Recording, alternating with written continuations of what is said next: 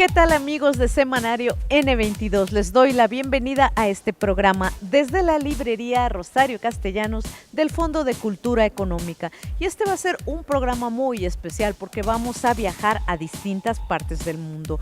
Vamos a empezar por Finlandia, vamos a conocer a un artista de la cerámica. De ahí nos vamos a Nicaragua, tierra de poetas, a seguir el rastro de Rubén Darío. Y finalmente nos vamos a Guanajuato, a la capital de la cultura, en donde se está llevando a cabo el Festival Internacional Cervantino, y Huemanzin Rodríguez nos tiene todos los detalles. Todo esto y más aquí en Semanario N22. No le cambien.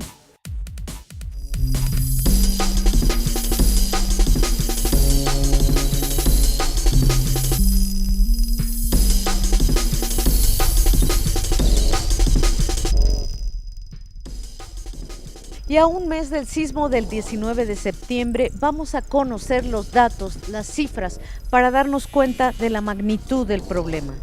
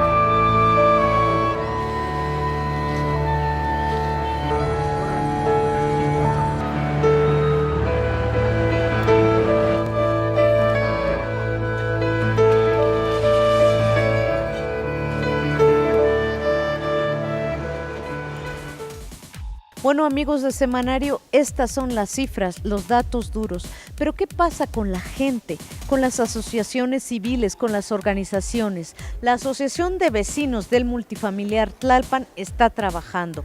A un mes del sismo, ¿cómo va su caso? En nuestra sección Reconstrucción vamos a ver el siguiente trabajo de Perla Velázquez.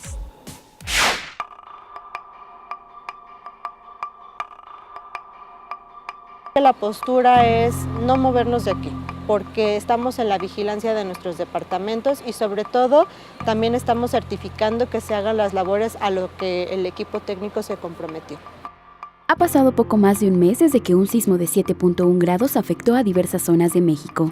En el multifamiliar Tlalpan, los vecinos se han organizado para solicitar y vigilar la etapa de reconstrucción. Entonces aquí se presentaron 4 corresponsables de obra. Hay DROs, ahorita no recuerdo bien el número de DROs, pero también me parece que son 4.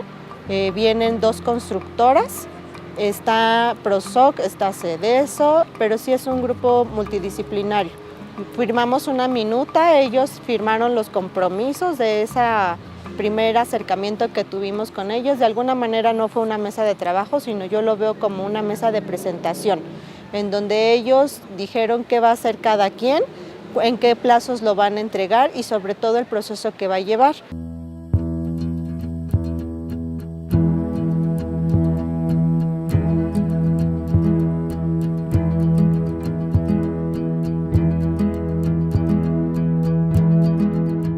Ese dictamen se va a entregar hasta las primeras semanas de diciembre. Nosotros preferimos invertir tiempo, no escatimarlo, pero tener algo seguro y sobre todo que las personas no corran riesgo al ingresar a un edificio que no tenga un dictamen certero. Ahora con esto lo que hacemos nosotros, o vamos a hacer mejor dicho, es la vigilancia del cumplimiento de lo que ellos se comprometieron. Entonces, en la medida de que ellos no cumplan con lo comprometido, tendremos que tomar otras medidas. En la etapa de vigilancia, la Asamblea acordó con el grupo de trabajo que todos los jueves se reunirán para que les rindan un informe de los avances. Sin embargo, existen otro tipo de problemáticas. Desde el 19 de septiembre, parte de los habitantes se han quedado en los campamentos que se instalaron. Uno de ellos está por cerrar, ya que es una escuela primaria. En realidad, como albergues, nunca se establecieron. Fueron campamentos improvisados con ayuda de la sociedad civil. Sí, la primaria tiene que regresar. Entendemos que su función no es una función como albergue. No estamos peleando por radicalizarnos y no ceder las instalaciones. Finalmente los niños también tienen que regresar a clases. Lo único que pedimos es que se garantice un lugar en donde se brinden todas las condiciones para que ellos estén en las mejores, más bien que tengan una vida óptima en lo que cabe en esos lugares que les establezcan.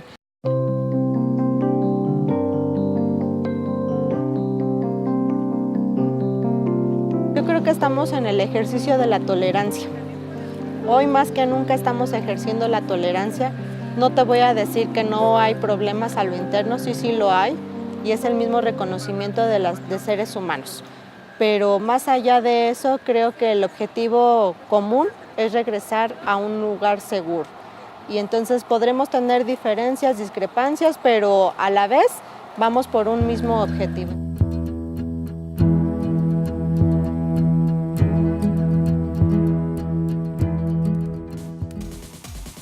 Amigos de Semanario, a propósito de esta sección Reconstrucción, queremos saber sus opiniones, sus sugerencias. Contáctenos a través de nuestras redes sociales. Y hablando de esto, vamos a ver las tendencias web de esta semana con Alisbeth Mercado.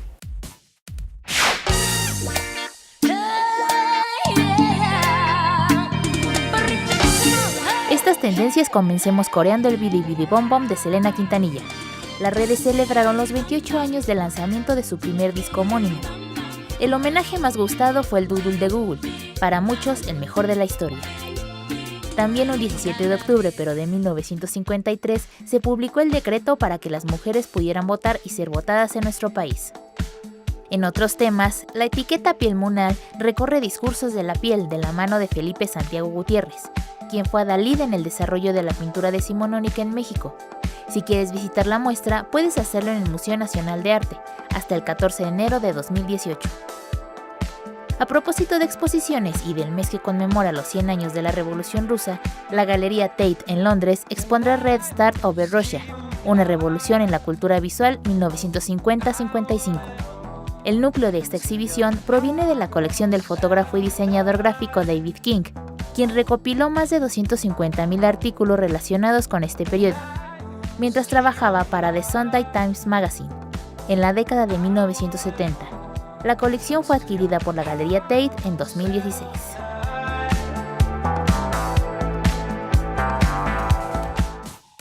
Y ahora, amigos de Semanario, vámonos hasta Finlandia, en donde vamos a conocer los talleres de dos de los despachos de diseño que son referentes en ese país. Estoy hablando de Arabia e Ítala, y nuestros compañeros Juan Arturo Brennan y Salvador Álvarez estuvieron ahí. Vamos a ver el siguiente trabajo.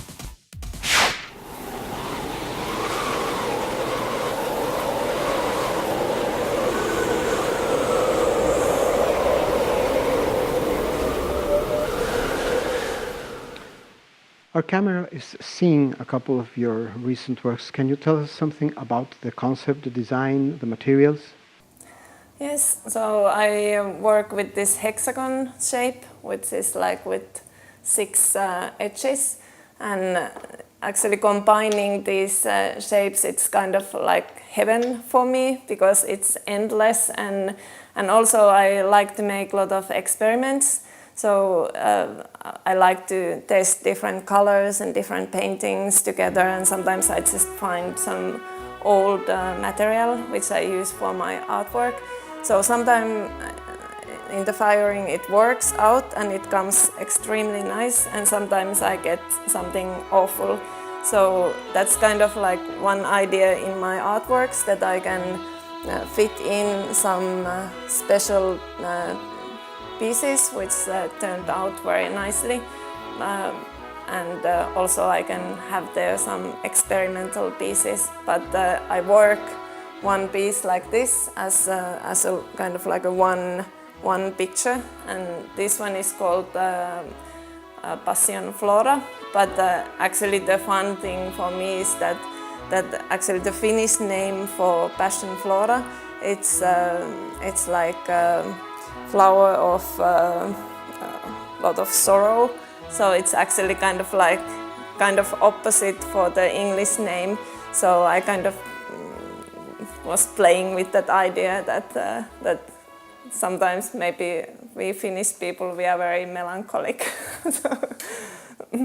And this one is a work I'm working on. It's like I'm working on a theme called Africa, because I have a client who has ordered this from me, but actually I changed this now already many times, and I'm still going to fire a couple of times. These are still loose. These are attached, because when I'm ready, I glue them in. But this one I'm still working on, and I will have some firings on it.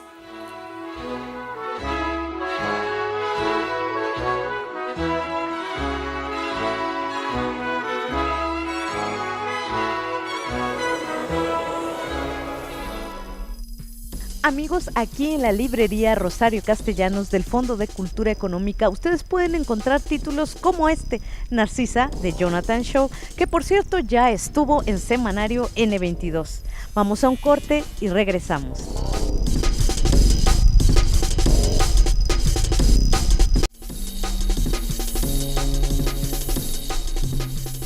Continuamos en Semanario N22. Y desde Finlandia nos vamos hasta Nicaragua, tierra de poetas, en donde Olin Buendía tuvo la oportunidad de conversar con el diplomático y escritor Sergio Ramírez acerca del poeta Rubén Darío.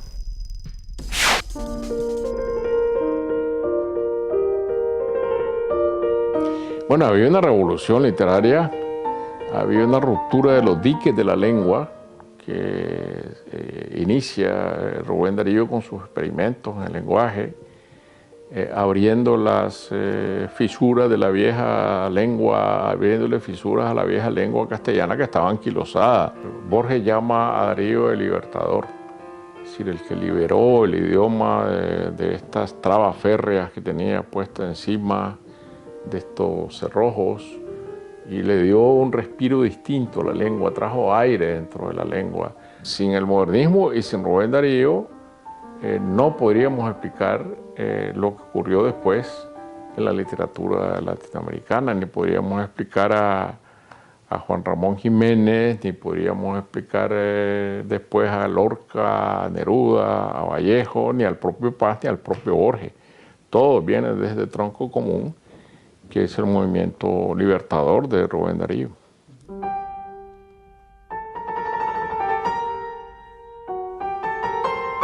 Poetas renovadores, poetas revolucionarios, la inmensa mayoría de ellos son también periodistas y que crean una nueva forma de hacer periodismo en América Latina a finales del siglo XIX y a comienzos del siglo XX. El periodismo literario, la crónica digna de figurar como pieza literaria, y en esto todos ellos ejercen una gran contribución, desde Rubén Darío a José Martí, que son grandes cronistas, a Gutiérrez Nájera, a Amado Nervo, al mismo Lugones, ¿no?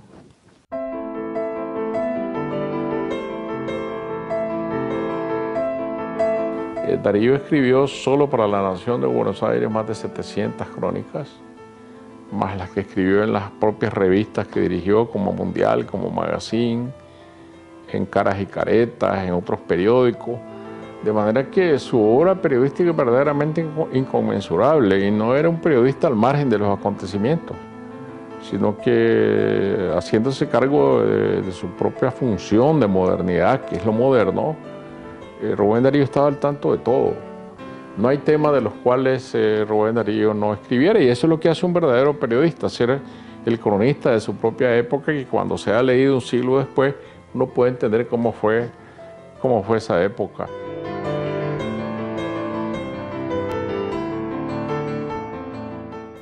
en la ciudad de Managua, capital de Nicaragua, Olin Buendía conversó con Beatriz Gutiérrez Müller, quien antologó un libro de Solón Argüello, un poeta nicaragüense repatriado después de un exilio forzoso. Vamos a ver la siguiente información y, por cierto, este libro se presentó hoy también aquí en la Feria Internacional del Libro del Zócalo. Centroamérica yo pienso que es un lugar para la poesía natural. No sé qué tiene Nicaragua, Honduras, Costa Rica. Maestro, periodista, poeta, modernista, intelectual, progresista y maderista. ¿Quién era Solón Argüello? Él es un nicaragüense que se estableció en México y fue asesinado por Victoriano Huerta. Solón fue un emigrante de muy joven, se fue de Nicaragua porque no se sintió a gusto con el régimen del general José Santos Zelaya, que había hecho una revolución liberal en Nicaragua, tardía, la última revolución liberal en Centroamérica, pero apenas la Constitución estuvo aprobada, Zelaya la suspendió, la mandó a suspender por decreto y se quedó gobernando como un dictador. Esto seguramente no le pareció a Solón Argüello, y es muy congruente con su actitud política en México. Solón Argüello es un buen ejemplo de este emigrante que va a dar a México y hace su vida en México, hace la razón de su vida a México. Desde su llegada a México, Argüello forjó lazos con los hermanos Flores Magón. El haber sido profesor en Tepic lo llevó a siempre manifestar su adversión a Porfirio Díaz. En México, escribió 3 libros, así como diversos poemas bajo diferentes seudónimos. El trabajo realmente de más envergadura fue los archivos, porque no puede ser que un autor solo haya publicado libros y no en revistas y en periódicos, lo cual era mucho más común. Y dada la cercanía, por ejemplo, de Tepic, donde Solón Argüello vivía por un tiempo, con Mazatlán, era casi fácilmente deducible que hubiese sido amigo de Heriberto Frías, que entonces dirigía el Correo de Mazatlán. Y sí, efectivamente la sección literaria cada lunes tenía poemas de Solón Argüello. Muchos salieron después en alguno de sus libros, en el último, pero otros que permanecieron inéditos.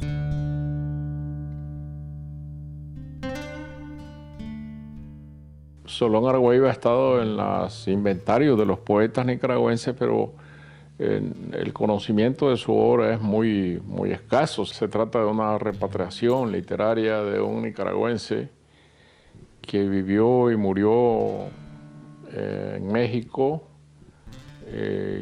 desconocido en México, tanto como en su tierra natal. Beatriz Gutiérrez Müller ha reunido en una antología poética el trabajo literario del decadentista que ahora regresa a Nicaragua. Todo esto es nuevo para los nicaragüenses y me parece que va a ser muy importante, como decía, para recuperar una parte de nuestro patrimonio cultural que se encontraba en México y que Beatriz ha traído de regreso.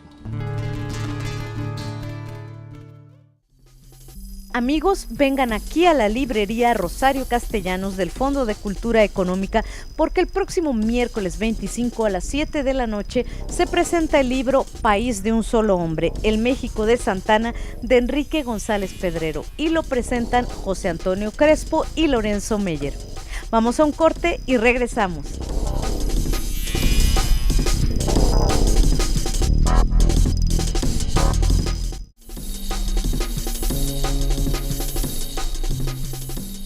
Bueno, amigos de Semanario, en este programa hemos recorrido los caminos desde Finlandia hasta Nicaragua y ahora nos vamos a las callejuelas de Guanajuato, en donde Huemanzin Rodríguez nos tiene todos los detalles de lo que está sucediendo en el Festival Internacional Cervantino. Adelante, Huemanzin. Así es, Irma, amigos de Semanario N22. Continuamos aquí en el Festival Internacional Cervantino en su 45ª edición. Dentro de una semana va a concluir, mientras vamos a compartirle parte de lo que hemos visto aquí en este festival y también en Guanajuato. Para comenzar, decirles en dónde estamos. En este lugar la gente puede tomarse una copa en el intermedio de un espectáculo o de un concierto en el Teatro Juárez. El Teatro Juárez tiene más de 100 años de antigüedad y está construido en el mismo espacio donde antes estuvo el Hotel Imperial en tiempos de Maximiliano, pero antes de ese hotel, debajo todavía del Teatro Juárez, se encuentran los restos del Templo de San Diego. Parte de la historia que uno puede encontrar aquí en Guanajuato. Vamos a comenzar con un viaje hasta Rusia, a la isla de los Conejos, sitio desde el cual creció la ciudad de San Petersburgo, y ahí se encuentra un fuerte convertido en cárcel donde hubo prisioneros políticos como Trotsky. Pedro I el Grande construyó en 1706 en la isla de los Conejos una fortaleza para enfrentar a los suecos. Tras su victoria, construyó ahí la Catedral de San Pedro y San Pablo. Desde ese punto nació la ciudad de San Petersburgo. Más de un siglo después, esa fortaleza, que luego fue guarnición de la ciudad y cárcel, se transformó en la prisión de Tverskoy, donde se enviaba a los presos políticos. Solo uno pudo escapar de sus 69 celdas, el prisionero número 39, el príncipe Piotr Kropotkin, teórico del anarquismo. En 1876 se hizo pasar por enfermo y en su traslado al sector médico decidió su fuga. Ya afuera, Kropotkin se refugió en una casa, cambió su ropa a la de un oficial militar y se afeitó. Luego viajó a Inglaterra. Otros prisioneros célebres de Tverskoy fueron destacadas figuras de la izquierda como el escritor Máximo Gorki, pero uno de los más peligrosos, por cómo sus ideas atentaron el rumbo que tomó la revolución, fue el prisionero número 63, León Trotsky, quien fue arrestado por su rol en el Soviet de Trabajadores de San Petersburgo de 1905. Durante la revolución, en Tverskoy se encarceló a ministros del gobierno zarista. Desde ahí, el 25 de octubre se bombardeó el Palacio de Invierno. Dejó de ser prisión en 1921 y 3 años después fue convertido en museo. Sufrió grandes daños durante la Segunda Guerra Mundial. Fue reconstruido para mostrar lo que fueron los años convulsos que detonaron a la Revolución Rusa. No muy lejos de esa prisión está la Catedral de San Pedro y San Pablo, donde descansan los restos de todos los zares, desde Alejandro I el Grande hasta Nicolás II. La isla de los Conejos, en San Petersburgo, es un lugar turístico donde se dan cita lo mismo los seguidores de los gobiernos absolutistas que los de aquellos que lucharon contra ese tipo de gobierno.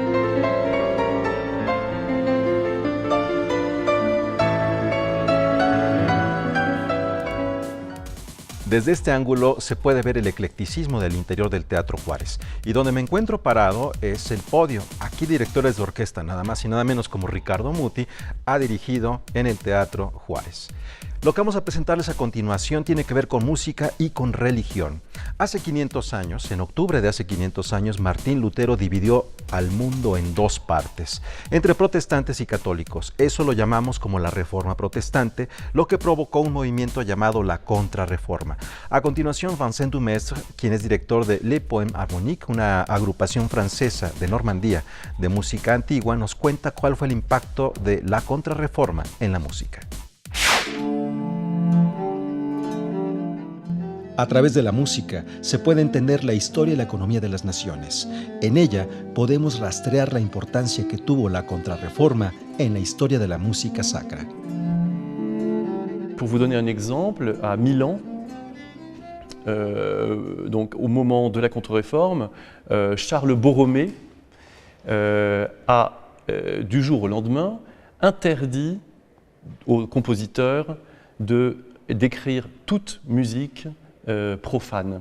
Donc il y a eu, du jour au lendemain, une absence totale et définitive de tout madrigal, de toute pièce avec des textes profanes, pièces avec des textes légers, etc. Une musique a totalement disparu. Pero una cosa era lo que ordenaba la política papal y otra la que la gente hacía. Por ello, la Iglesia de Roma, para no perder más fieles, se hizo un poco flexible. Mais l'Église, voyant la force des madrigaux de cette époque, comme les madrigaux de Monteverdi par exemple, voyant l'impact que ça pouvait avoir sur le public, l'impact musical, où les gens, quand ils écoutaient cette musique, ils pleuraient réellement, ils étaient extrêmement sensibles à ces répertoires. L'Église, dans cette doctrine jésuite finalement, a récupéré ces musiques en les transformant, en mettant des textes sacrés.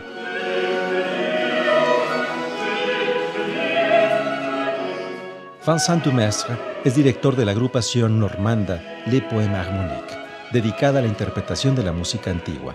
Para sus conciertos ha investigado en la Biblioteca Nacional de Francia y en el Centro de Música Barroca de Versalles. A través de esas partituras ha sido testigo de cómo el tema del amor en la música fue cambiando con la Contrarreforma.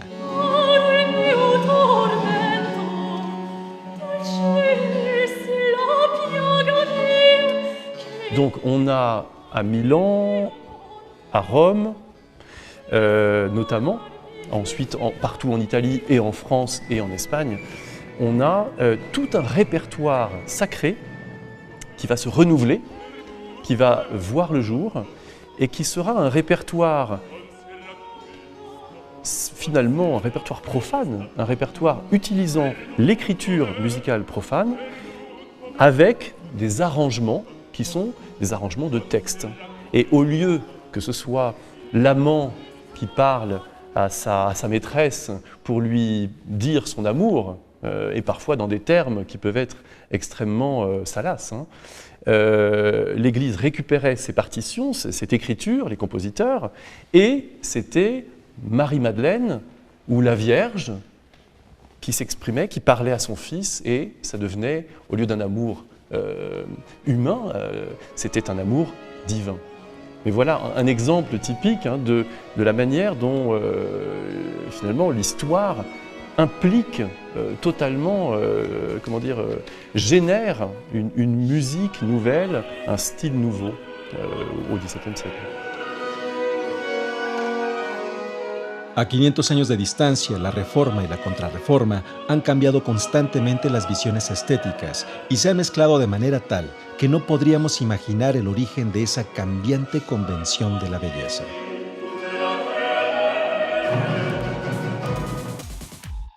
De esta manera llegamos al final de nuestro recorrido en Guanajuato durante el Festival Internacional Cervantino. Dentro de una semana, ya prácticamente en los últimos momentos del festival, vamos a compartir con todos ustedes un recorrido por el buque Avroppa. Ese buque que está en San Petersburgo y que los bolcheviques tomaron para poder llegar al Palacio de Invierno, como parte del tema Revoluciones. Esto y más dentro de una semana. Volvemos contigo, Irma, y nos vemos en 8 días. Pues muchas gracias, Güemantzin, por este reporte desde Guanajuato en el Festival Internacional Cervantino. Y ha llegado el momento de despedirnos, amigos de Semanario, pero no nos vamos sin dejarlos con la postal. En esta ocasión, como ya vimos, Olin Buendía fue a Nicaragua y nos trae muchas más imágenes de este hermoso país. Y nos vemos nosotros la próxima semana, 7 de la noche, por Canal 22.